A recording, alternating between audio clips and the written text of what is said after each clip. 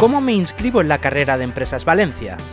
En primer lugar, dirígete a nuestra página web y cliquea en Inscripciones. Serás dirigido a ClickRun, la plataforma de inscripción. Pulsa el botón Inscribirse. Si ya tienes un usuario, inicia sesión. De lo contrario, deberás crear uno e introducir los datos requeridos. Recuerda que una sola persona puede inscribir a todos sus compañeros y compañeras a la vez y realizar un único pago. Para inscripción individual, pulsa el botón Inscribirse y añade los datos requeridos por la plataforma. Comprueba que todos los datos son correctos en el resumen de inscripciones.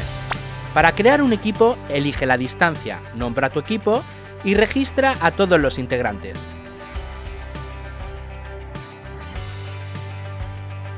Una vez hayas finalizado, comprueba que todo esté ok en el resumen de inscripciones. La forma más rápida y cómoda a la hora de inscribir a varias personas a la vez es a través de una plantilla de Excel que puedes descargar pulsando aquí.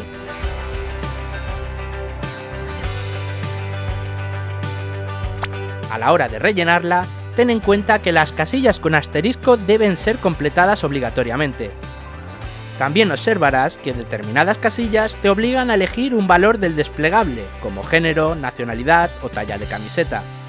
También es importante que el formato de la fecha sea el siguiente.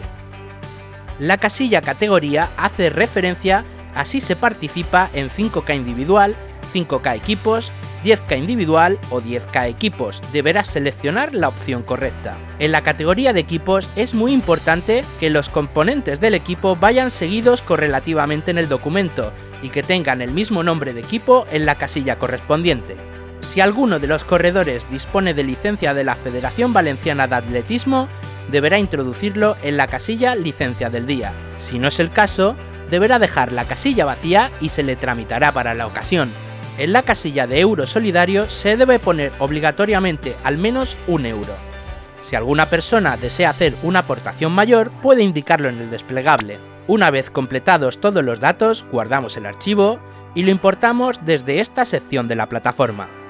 Verifica que el proceso de importación ha tenido éxito y comprueba que todos los datos sean correctos en el resumen de las inscripciones. Ahora dirígete al pago. Ofrecemos dos opciones, tarjeta o adeudo SEPA. Selecciona tu preferida y procede al pago único.